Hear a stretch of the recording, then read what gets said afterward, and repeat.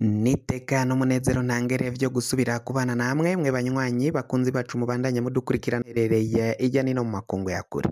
Mwese mudukurikirana muherereye ku mugabane w'abanyamerika, bari irya nino ku mugabane w'abanyaburaya, umugabane wa Aziya, mudukurikirana muherereye ku mugabane wa Afurika mu bihugu bitandukanye, Zambia, Kenya, Uganda, mu bihugu nka Afrique du Sud, Mozambique, ibihugu vy'ibibanyi, uburaruko mu Rwanda, uburengero muri Congo, ubuseruko n'ubumanuko muri Tanzania, mudukurikira muherereye ngaha mu gihugu cacu Burundi, intara, amakomine, imitumba, ubucimbira, imisozi bigiye bitandukanye bivanye naho buri umwe wese adukurikirana aherereye. Mwese ndabahaye kaze. Fyonda subscribe niba ukoresha ururimi rw'icongereza canke niba ukoresha ururimi rw'igifaransa fyonda sabone. Muraca ujya ngaha iburyo urafyonda no kwa kantu kameze nk'agakengeri, amakuru ibiganiro dutoza umwanya ku mwanya bizoja bigushikira aho uzoba uherereye hose kw'isi.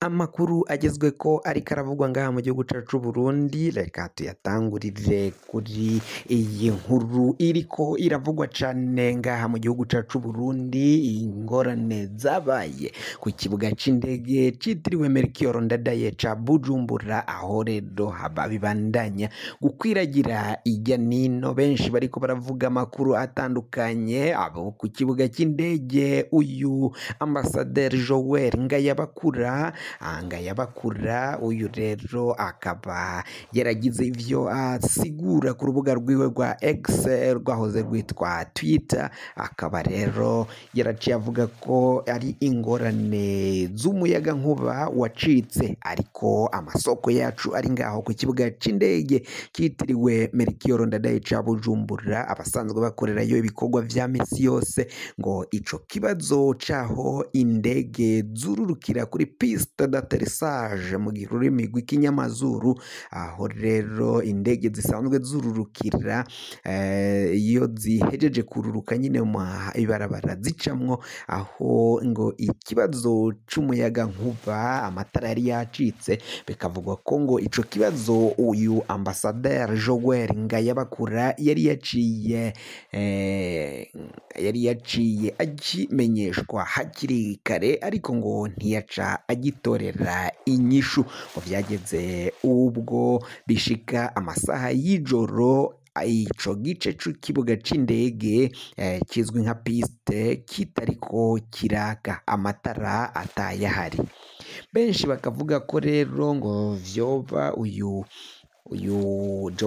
Ambasaderi Joel Ngayabakura akwiye kwisigura kuko ngo vyatumye bibangamira ingenzi ziza ngaha mu gihugu c'u Burundi, ngo kandi ngo n'ishirahamwe mpuzamakungu rijejwe ivy'indege ya aviation nyene ati ngo barashobora kuza ngaha mu gihugu c'u Burundi bakaba banasiga bavuze ko ikibuga c'indege c'u Burundi batagiye kubandanya kugirana amasezerano y'ubufatanye yo gutwara ingenzi hifashishijwe indege n'ibibuga vy'indege, ko bishobora guhungabanya ubuzima bw'abakoresha indege, ingenzi zikoresha indege nyine n'ivyo bibuga vy'indege, ko birashobora kuhava Uburundi ata kibuga k'indege bafise cemewe n'ishirahamwe mpuzamakungu rijejwe ivy'indege.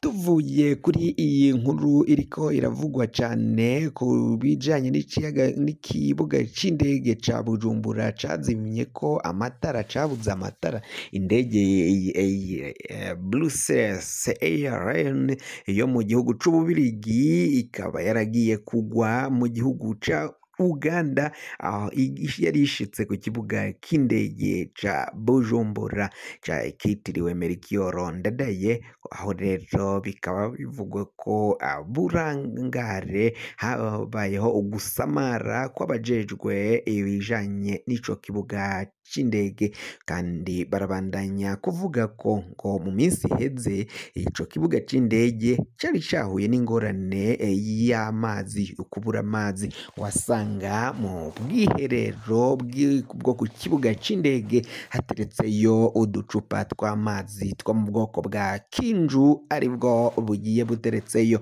Ivyo vyose ngo bikaboneka ko ngaha mu gihugu c'u Burundi ubukene ngo bukabije cane, ubukene bw'ibikorwa bitandukanye vy'iterambere, ibintu hafi ya vyose vyankenerwa ngo biraboneka ko bikenye cane ngaha mu gihugu c'u Burundi.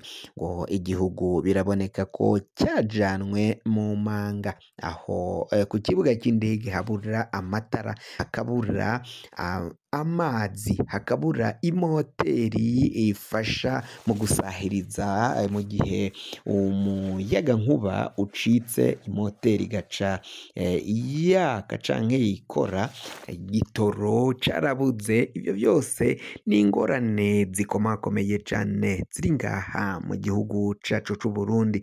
Ababikurikiranira hagufi bakavuga ko rero igihugu kigeze aharindimuka, kigeze mu kaga nk'uko babandanya kugenda babishikiriza.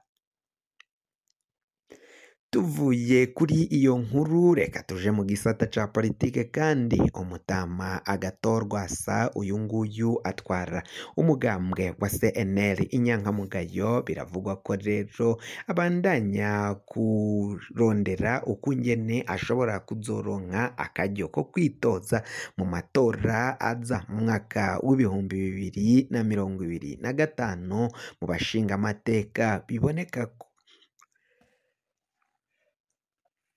uyu Agathon Rwasa ariko arahohoterwa n'ubutegetsi bwa CNDD-FDD, aho bapfunze bakugara umugambwe wiwe bagashaka kuwusambura kugira ngo atazohava yitoza muri ayo matora. Ayo matora kandi umuntu azoba yitojemwo ni nawe azoba arekuriye no guhigana mu kibanza c'umukuru w'igihugu mu mwaka w'2027.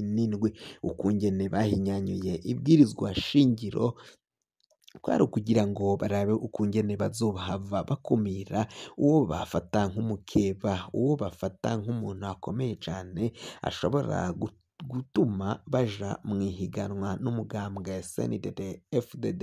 Atakundi rero bagomba kubigenza no gushaka ukungene bashobora kwikiza umutama Agathon Rwasa ngaha mu gihugu cacu c'u Burundi, kuko ibiboneka ko Agathon Rwasa niwe ashobora kuvugira abenegihugu kandi biraboneka ko ari we ashobora gutwara kino gihugu cacu c'u Burundi, kuko ubutegetsi buriho muri kino gihe, ubutegetsi bwa CNDD-FDD, biraboneka ko igihugu ari ukukijana mu manga, atakintu kizima, atakintu na kimwe biboneka ko baba baramariye igihugu c'u Burundi. Biba ari ugutera imbere n'ubundi ntaho cateye imbere. Inzara muri kino gihe irazura inzara, ubukene bukabije, igitoro ntikiboneka, barakirondera carabaye nk'umuzi w'ibuye. Nyamara abakire abagwizatunga nyene harimwo umukuru w'igihugu bo barabandanya kugwiza itunga.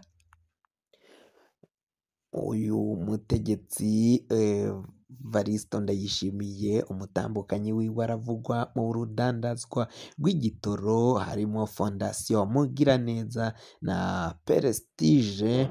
Ayo yose ni amasosiyete abivugwa ko amwegukira kandi adandaza igitoro. Ni mu gihe benshi babandanya kwiyamiriza ivyo vy'ubwo butunzi umutambukanyi w'umukuru w'igihugu Evariste Ndayishimiye abandanya gukora. Ivyo vyose rero ayo masosiyete amwegukira ngaha mu gihugu c'u Burundi, ayo ni uburorero buto butoyi kuko hari n'ibindi bikorwa binini binini uyu mutambukanyi w'umukuru w'igihugu Evariste Ndayishimiye, uyu mutambukanyi we bakamwita Angelina Ndayishimiye. Ibintu rero biraboneka ko bibandanya gukomera cane, ibintu bibandanya guhindura isura ngaha mu butegetsi bw'igihugu cacu c'u Burundi. Ubutegetsi bwa Gitega babona ko benshi batabwiyumvamo ko ari ubutegetsi bubi, intwaro y'agahotoro. Kugira ngo amakuru mwene nk'aya aza gushikira, wafyonda subscribe niba ukoresha ururimi rw'icongereza, canke niba ukoresha ururimi rw'igifaransa urafyonda sabone. Uracuja ngaho iburyo urafyonda no kwa kantu kameze nk'agakengeri, amakuru, ibiganiro dutohoza umwanya ku mwanya bizoja bigushikira aho uzoba uherereye hose ku isi. Mwe mwahejeje gufyonda subscribe kandi tukaba tubakengurukira cane, muri abo kubahwa. Amakuru yacu nakagaruka.